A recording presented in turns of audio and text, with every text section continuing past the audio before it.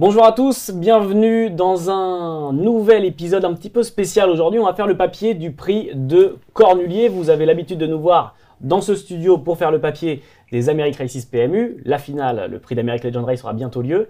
Mais juste avant, une petite semaine avant, on a ce fameux gros rendez-vous, le prix de Cornulier. L'épreuve montée, on va en parler dans un instant, on va faire le papier. Je vais présenter ceux qui m'accompagnent aujourd'hui. Certains auront reconnu les deux experts qui sont avec moi, Alexis et Kevin. Bonjour messieurs. Salut Elliot. Salut Elliot. Et pour vous accompagner, Julien Lemaire. Bonjour Julien, bienvenue. Bonjour. Merci d'être là, entraîneur d'Idéal Duchesne, on va y revenir dans un instant évidemment. Les partants sont tombés ce midi, ils sont 18 au départ et il y a effectivement cette fameuse Idéal Duchesne. On est allé chez vous Julien, chez toi Julien ce lundi et tu nous as dit on fait les décontracts mais on n'est pas décontracts. Alors est-ce qu'à quelques jours du prix de Cornulier, la tension commence à monter là? Bah oui, évidemment. Après, on n'est pas dans la peau d'un grand favori. On y va plus en outsider, donc on est moins tendu que certaines années où on se voyait peut-être une meilleure chance. Mais oui, on fait les décontracts, mais bon, on est quand même concentré. Quand même concentré à quelques jours. Quand on est venu lundi, tu nous as dit que le lendemain, donc le mardi, la jument allait être retravaillée, montée. Comment ça s'est passé et quelles sont les dernières impressions? Ouais, elle a travaillé lundi avec moi et puis mardi, on l'a pris en 3 fois et le dernier hit s'est effectué au monté sur la grande piste de Grosbois où je voulais qu'elle reprenne 2 départs. Ouais. Ce qu'on a pu voir dans le prix de Calvados qui s'est lancé au galop. Du coup, on a retesté un petit peu la jument au monté. Ça faisait très longtemps qu'elle n'avait pas travaillé monté. Et puis comme attelée le matin, elle n'en fait pas plus que ça. J'ai dit le mardi pour le dimanche, ça va lui faire un boulot, ça va la mettre un peu en éveil. Donc ça s'est très bien passé. La jument a pris 2 excellents départs. Elle a très bien bossé. Donc elle nous a mis en confiance. Voilà. Question pour les néophytes, Julien, est-ce que ces chevaux-là, qui sont des cracks sous la selle, est-ce qu'ils ont l'habitude justement le matin d'être montés ou alors on les préserve quelque peu? Non, on les préserve. Elle n'avait pas été travaillée montée. Je crois que la dernière fois qu'elle a dû être travaillée montée, c'était 10 jours avant qu'elle débute montée. Donc il me semble qu'elle a débuté en tout début d'année de 3 ans. Enfin au fin d'hiver de ses 3 ans, je crois, dans le Holly du Locton. Sinon, non, on les monte à la promenade de temps en temps, mais le travail, on évite. Tu nous disais dans ce reportage toujours, être dans le quintet ce sera très bien, on est déjà très heureux d'être au départ. Dans les 5 c'est l'objectif ou est-ce qu'on peut logiquement aussi, est-ce qu'on a le droit d'espérer un podium d'Idéal Duchesne? Oui, on a le droit, mais alors, déjà nous ce qu'on veut, surtout moi et même l'ensemble de mon équipe d'ailleurs, c'est qu'elle s'élance au trot, qu'on court, qu'on puisse voir ce qu'elle vaut à ce niveau. Le quintet, oui, c'est l'objectif. Et puis après, si elle a une très bonne course, pourquoi pas un bout de podium. Un bout de podium pour Idéal Duchesne. Est-ce que c'est votre avis, Alexis, Kevin? Alexis, je vais te donner la main. Qu'est-ce que tu attends d'Idéal Duchesne dans ce Cornulier? Moi, je la vois monter sur le podium. Avant le coup, je la vois pour être un peu optimiste, je la vois entre 2 et 4. Ouais. Parce que j'aime bien son profil, Idéal Duchesne, c'est que c'est une jument qui peut aller dans les autres. Elle démarre plutôt bien. On l'a vu la dernière fois, certes, elle est partie au galop, mais dans la logique des choses, elle s'élance plutôt bien. Et je vois bien un peu la course qu'elle se retrouve derrière les premiers. Et puis elle va donner, comme d'hab, elle va donner le meilleur d'elle-même. J'ai envie de dire, c'est une petite question que j'ai envie de te poser. Julien, dernièrement, elle n'a pas fait de course réellement du coup dans le Calvados. Est-ce que ça va pas être un avantage justement d'arriver avec beaucoup de fraîcheur sur une épreuve comme ça? Oui, peut-être, je sais pas. Il y en a qui vont vous dire que ça aurait été mieux de courir à 15 jours. De faire une vraie course, d'autres que oui, c'est bien qu'elle n'ait pas couru, elle a travaillé derrière, mais vraiment cool. Moi, j'ai pu voir gagner ce prix de Calvados avec Fado en faisant des 1500 à fond, et c'est vrai que après le jour de la belle, on était peut-être un petit peu défraîchis. Donc oui, ça peut être un plus, la fraîcheur par rapport à certains, ouais. Parce que j'ai envie de dire, on peut parler des principales favorites, Anna Desmolles et Flamme du Goutier, je pense qui rallieront la majorité des suffrages. On les a pas vus au trot monté. Et j'ai envie de dire, si je prends exemple par rapport à l'an passé, celui où les 2 premiers du Calvados n'avaient pas fait l'arrivée justement dans le Cornulier, c'est pour ça que je pense que c'est peut-être positif pour elle qu'elle ait fait le petit parcours derrière du coup ce dimanche. Et c'est pour ça que je lui vois une vraie chance. Après, si on regarde les chronos, Elle est peut-être un peu en dessous d'Anadémol et de Flamme du Goutier. Voilà, si on regarde vraiment les chronos. Après, des avantages de Flamme du Goutier, c'est que c'est une jument quand même qui vieillit. On l'a vu aussi, on est parti chez Thierry Duval d'Estaing. Il affirme quand même tout de même que la jument, elle est tout de même moins forte que l'année dernière. Donc est-ce qu'elle sera apte à répéter le même chrono? On va parler tout à l'heure, on va faire un peu pronostic. Et c'est pour ça que je voyais vraiment Idéal Duchesne. Moi, Idéal Duchesne, je la vois 2 ou 3 si elle reste au trop. La tout fraîcheur et puis la tout jeunesse, parce que malgré tout, elle a rencontré que les I jusque-là. Et évidemment, il y a Ina Durib, on va en parler un peu plus tard, qui est peut-être la meilleure jument intrinsèque de sa génération. Mais voilà, c'est pas une jument qui s'élance hyper bien. Il va falloir qu'elle fasse le tour du peloton. Contrairement à Idéal Duchesne qui a plus l'habitude, qu'on a plus l'habitude de voir aux avant-postes. Là, faire le tour de 18 concurrents, c'est pas la même histoire. Même si ses chronos sont excellents, passer le virage à 3 ou même à 4, ça va pas être évident pour Ina Durib. C'est pour ça que le profil d'Idéal Duchesne me plaît dans le sens où elle est très maniable. Voilà. Ton point de vue, Kevin, sur Idéal Duchesne? Ouais, je suis assez d'accord avec Alexis, c'est une vraie guerrière, Idéal Duchesne. Et c'est pas pour le flatter parce qu'il est là, mais Julien, il a très bien mené sa carrière parce que c'était une super jument dès l'âge de 3 ans. Elle était très bonne à l'attelé aussi. Déjà à cette époque, elle avait des petites difficultés au départ, mais il y a eu un gros travail de fait, on l'a vu. Et là, elle nous a rappelé qu'elle était encore un petit peu bébête, entre guillemets, au départ, mais il y a eu un gros travail de fait là-dessus. C'est une vraie guerrière et il a su éviter des combats difficiles en début de carrière. Et finalement, c'est 2 trajectoires différentes par rapport à Anadémol et Flamme du Goutier qu'on a vu plutôt à l'attelage. Elle s'est vraiment orientée au trot monté et elle est toujours au summum de son art et elle n'a pas fini de tout montrer. Donc je pense que c'est une candidate logique au podium, c'est une guerrière. Paul la connaît par cœur, enfin il y a tout qui fait que pour qu'elle fasse l'arrivée ce dimanche. Alors justement, Julien, Alexis a commencé à évoquer les différents 2-3 concurrents. Qui est-ce que tu redoutes le plus dans cette course? Les deux femelles de l'année dernière, Flamme du Goutier et Anadémol. Voilà, moi ce sera mes favorites dans cette course-là. Flamme du Goutier, Anadémol, Alexis a commencé à en parler, Kevin, logiquement. Oui, on reprend les mêmes que l'année dernière. Anadémol avait fait l'arrivée, elle était 3e. Flamme du Goutier, c'est la double tenante du titre. Mais pour anticiper et sans vouloir, entre guillemets, casser Flamme du Goutier, il faut aussi mettre en avant les mondes de ces jockeys. Antoine Viels et Mathieu Mottier, qui a pris la suite d'Antoine, qui avait arrêté sa carrière. Ils ont monté des courses divines et la jument a fait le reste parce que c'est quand même une craque.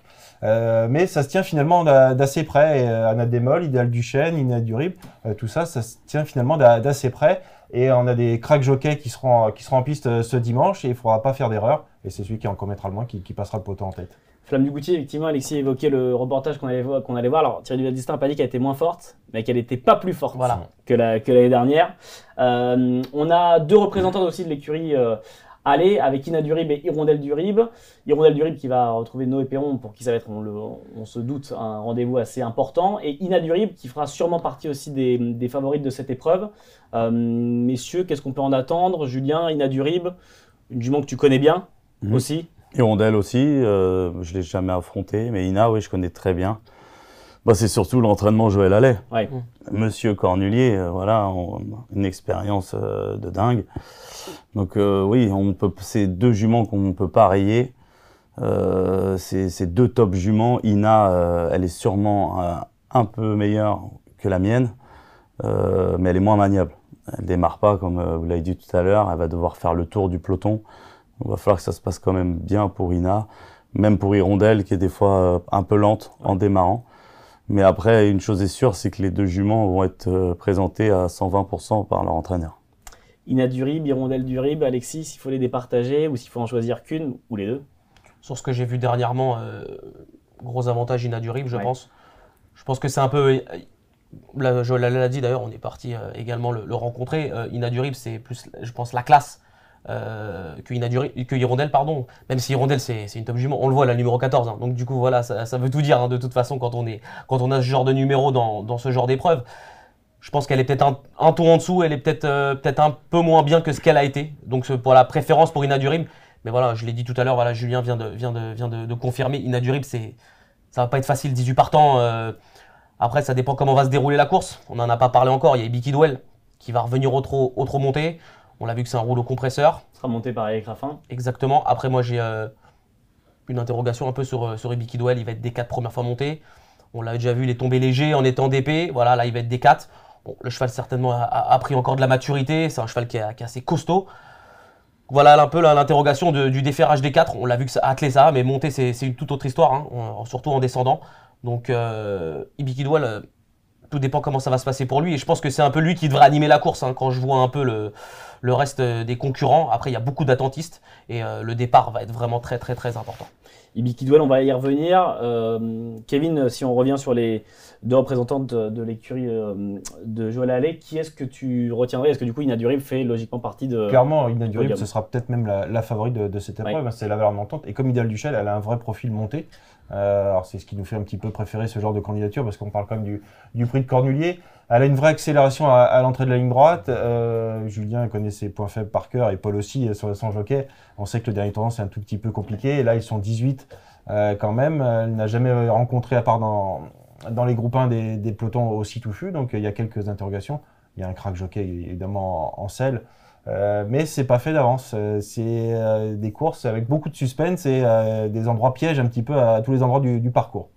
Alors on a parlé de celles et un petit peu de ceux qui devraient faire partie des favoris de cette course. Est-ce que Julien, il y a des invités surprises ou du moins certains concurrents selon toi qui peuvent venir jouer les troubles faits et qui peuvent venir peut-être contredire certains plans dans cette course? Bah, il y a surtout un gros point d'interrogation, c'est Grand Villesse Bleu. Ouais. On ne sait pas trop où elle en est. Les courses de préparation n'ont pas été idéales pour la famille Lévesque. Voilà, s'il la présente, c'est que tout a dû rentrer dans l'ordre. On voit un emoji orange, donc à mon avis, on est un peu dans l'expectative. Je ne sais pas si les autres années, elle était présentée avec un vert ou pas, mais c'est sûr que c'est le gros point d'interrogation. Après, c'est 18 partants, c'est 18 bons chevaux. Les invités surprises, c'est pas vraiment des surprises, hein. S'ils sont là, c'est qu'ils méritent d'être là. Voilà, il y a Ibi Kidwell, c'est peut-être l'attraction. Après, s'ils veulent aller devant dans un Cornulier, ça risque d'être un peu compliqué, je pense. Ouais. Parce que de mémoire, le dernier cheval qui a gagné un Cornulier tête corde, je crois que ça doit être Traders. Exactement. Et avant, ça doit être Kif de Villeneuve. Donc, il n'y en a pas eu des masses. Donc, ouais, et puis après, non. C'est vrai que dans le bas tout a l'air de se passer dans le bas du tableau. Ça va se passer dans le bas du tableau. On parlait effectivement de Grand Villesse Bleu qui arrive avec un gros point d'interrogation. Kevin, on en parlait un petit peu, Alexis avait commencé à en parler et Julien en a parlé aussi d'Ibi Kidwell. Pour toi, ça va être aussi tu demandes à voir ce qui peut se passer avec ce mâle? Ouais, bah, je pense que beaucoup de gens, beaucoup d'entraîneurs finalement ont accueilli favorablement entre guillemets la présence d'Ibi Kidwell, parce que comme l'a dit Julien, il va sûrement aller devant. Donc ça va arranger beaucoup de monde, parce que quand on regarde la liste, il n'y a pas beaucoup de chevaux pour se dévouer. Donc on sait qu'il va faire le train. Il n'y a pas de bluff du côté de Franck Leblanc. Il a dit qu'il allait devant. On sait que c'est sa tactique favorite. Il reste sur des belles performances. 2 victoires avec Eric Raffin, avec une 7e place, mais c'était face aux meilleurs. C'était compliqué, hein, face à Isoar et compagnie. Montée, je demande à voir. On est quand même au plus haut niveau. Ouais. Il manque de référence, même s'il a déjà gagné sous la selle. C'est vraiment un coup de poker. Et j'ai l'impression qu'il pourrait être pris de vitesse dans le dernier tournant, mais une place est largement possible. C'est quand même un choix qui a beaucoup de qualité, beaucoup d'abattage, mais il faut qu'il soit carré et que tout se passe bien. Donc s'il n'est pas trop attaqué, il peut peut-être garder une place. Mais je pense qu'il peut manquer de vitesse dans le dernier tournant. Il y aura un autre mâle dans cette course. Il a le numéro 11, il a 10 ans. C'est Vaprio qui sera monté par Nathalie Henry. Alexis, est-ce que tu en attends quelque chose? Est-ce qu'il peut prétendre à une place dans le quintet? On l'a déjà vu faire l'arrivée, hein, de ce type d'épreuve. Il est confirmé sous la selle. Nathalie Henry le connaît. Il a quelques atouts pour lui. Après, est-ce qu'il est au summum de son art? Je suis pas sûr. En tout cas, voilà, si je devais en choisir 6 ou 7, c'est pas lui que je vais me pencher du coup. Mais c'est pas un interdit, hein. On a toujours eu des surprises, hein, dans ce genre de course, hein. S'il y a bagarre devant, les chevaux peuvent finir péniblement. Ouais. Donc voilà, et les attentistes peuvent en profiter.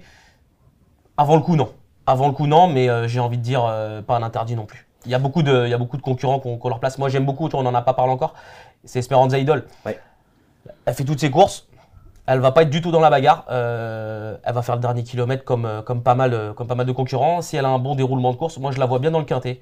Les chronos, bah, ils sont là. Elle a quand même battu dernièrement Granit Mélois, qui malheureusement est hongre et n'a pas le droit de participer à cette course et qui aura une chance, tu vois, par rapport à l'opposition. Voilà, je me dis qu'Esperanza Idol, pourquoi pas. Elle a jamais été aussi forte que maintenant. Et peut-être qu'elle va faire honneur à sa génitrice, Fan Idol, hein. Ce serait beau pour son entourage. Mais je Peut-être un peu moins bien, comme on l'a dit, que le bas du tableau, mais pour être 4-5, loin d'être une interdite. Kevin, avis partagé? Il y a 3-4 juments qui se détachent. D'ailleurs, c'est très ouvert. On a Alpha qui a gagné sa place au départ. Elle a fini troisième d'une qualificative. Elle aussi pourrait très bien venir pimenter les rapports, comme Esperanza Idol, comme d'autres, Gold Voice avec Benjamin Rochard qui fait feu de tout bois cet hiver. Donc il y a pas mal de possibilités. C'est dur de trouver la bonne surprise parce qu'il y en a quand même plusieurs. Écoutez, messieurs, on a commencé, comme d'habitude, à sortir les parachutes. Hop là, c'est ouvert un petit peu. Je vous propose qu'on fasse le ticket de ce prix de Cornulier. Avant d'écouter vos tickets, est-ce que, Julien, tu as un top 3 ou tu peux l'ouvrir, même faire un top 5 de cette course? Bah ouais, je mettrais Anna Démol, Flamme du Goutier, Idéal du Chêne, Ina du Rib. Et ouais, je vais en mettre que 4. Bon. Julien, c'est l'invité, il a le droit. Voilà. Entre les deux. Le top 4 de Julien. Alexis, ton ticket Quintet Plus pour ce Quintet, justement, ce prix de Cornulier ce dimanche à Vincennes. On va le faire en 6 du coup, ouais. Voilà, pour pas non plus trop ouvrir, sinon j'aurais pu partir faire un champ réduit avec 4 bases et un champ total. Mais voilà, en 6 chevaux, Anna Démol, voilà. Mais voilà, on l'a dit, elle aurait eu tout pour elle avec Alexandra Wivard, voilà, malheureusement qui est sur la touche. On lui fait un petit coucou d'ailleurs s'il nous regarde. Anna Démol, évidemment, pour moi, elle arrive au sommet. Elle a vraiment bien couru, elle m'a beaucoup plu dans le prix de Bourgogne. Donc voilà, après voilà, c'est une jument qui a l'air assez simple du coup à utiliser, donc je la vois gagner. Ensuite, je vais mettre Idéal du Chêne, parce que je pense que ça a été bénéfique pour elle, limite de ne pas faire la course dans le Calvados. Elle va arriver avec de la fraîcheur et je pense que c'est vraiment important, surtout en fin de meeting comme ça, enfin fin de meeting. On est proche de la fin du meeting, mais on est fin janvier, donc voilà, il y a eu pas mal de courses de couru. Ensuite, je vais mettre Ina du Rib le 13. Que j'aurais peut-être mis plus haut s'il y avait eu 12 ou 13 partants, mais voilà, il y en a 18, donc je la mets en 3e position. Ensuite, je vais mettre Flamme du Goutier, le 18, qui court pas si mal que ça aussi dans le Bourgogne. Ils ont fini côte-côte avec Anna Démol, mais en étant un peu plus à l'arrière. Ensuite, en 5e position, je vais mettre Esperanza Idol. J'aime beaucoup sa candidature. Et je vais conclure, j'ai longuement hésité entre Anna et Gold Voice. Et je vais mettre Gold Voice, l'atout fraîcheur d'avoir peu couru au trop monté. Ouais. Et l'atout Benjamin Rochard, voilà, qu'on n'arrête plus en ce moment. Le ticket d'Alexis avec Anna Démol en tête et Idéal du Chêne en 2, avec, on a vu la tête de Julien à ce moment-là qui a été un peu surpris de ce choix. Kevin, ton ticket? Il va être doublement surpris, Julien, parce que je mets Ina du Rib en tête et Idéal du Chêne en 2. Je pense que les c'est une très bonne génération et je les mets un tout petit peu devant Anna Démol et Flamme du Goutier qui sont à respecter. Ça se joue à pas grand-chose entre ces 4 concurrents. En 5e position, j'ai mis Geisha Speed. J'aime bien, elle n'a pas beaucoup parlé, elle est performante dans les 2 spécialités. C'est Anthony Barrier et puis c'est la Kazakh Monclin, Jean-Marie Monclin qui fut un crack jockey il y a quelques années. Donc ça serait un petit clin d'œil sympa qu'elle fasse l'arrivée avec Geisha Speed et elle a quand même de la qualité. Et en 6e position, Bicky Duel parce que c'est Eric Raffin, il a 3 Cornuliers à son actif et c'est un cheval de classe, donc en 6e position. Eh bien, écoutez, les tickets sont faits. Merci Kevin, merci Alexis et merci encore Julien, à qui on souhaite le meilleur pour ce dimanche. Le prix de Cornulier aura lieu à Vincennes, départ à 15h15, à retrouver sur Equidia. Et je remercie Vincent à la réal de cette émission, la Société du Trotteur français, la SETF pour ce magnifique studio qu'on nous prête à chaque fois. On se dit à très vite, toutes les infos sur equidia.fr et sur nos différents réseaux sociaux. On se dit à très vite, ciao ciao.